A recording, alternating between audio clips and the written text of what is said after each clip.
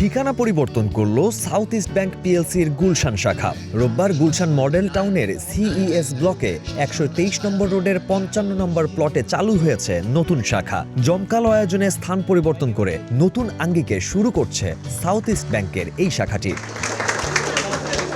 কর্তৃপক্ষ বলছে, উন্নত গ্রাহক সেবা নিশ্চিত করতেই নেওয়া হয়েছে স্থান পরিবর্তনের এই উদ্যোগ। এতে করে আরও দ্রুত আর উন্নত সেবা পাবে গ্রাহকরা, প্রত্যাশা তাদের।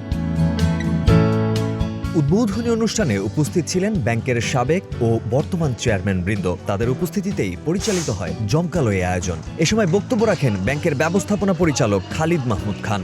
আমরা অত্যন্ত আধুনিক ব্যাংকিং এর দিকে এগিয়ে যাচ্ছি, যাতে আমরা চাইব কাস্টমার তার ঘরে বসে, তার জায়গায় বসে, তার অফিসে বসে, উনি যদি দেশের বাইরেও থাকেন তাতেও যাতে উনি ব্যাংকিং সার্ভিসটা পেতে পারেন। সেই ধরনের ডিজিটাল ফাইন্যান্সিয়াল সার্ভিসটা আমরা খুব দ্রুতই কাস্টমারের হাতে পৌঁছে দিতে চেষ্টা করব ইনশাআল্লাহ। কাস্টমারের প্রয়োজন দ্রুত সিদ্ধান্ত।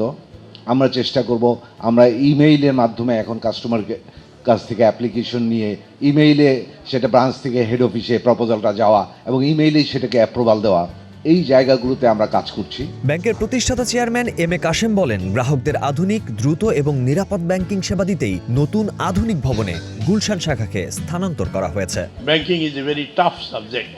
উন্নতির পরেই আমরা এই জায়গাটায় এসেছি এবং এক জায়গায় এসে যেটা আমরা উইথ কমান্ড অ্যান্ড ভয়েস বলতে পারি, আমরা আপনাদের সাথে আছি, মেহরবানি করে আপনারা আমাদের সাথে থাকবেন।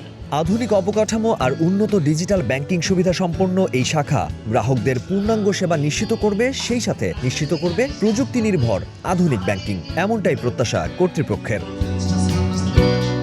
Mahfuz Arefin, green television.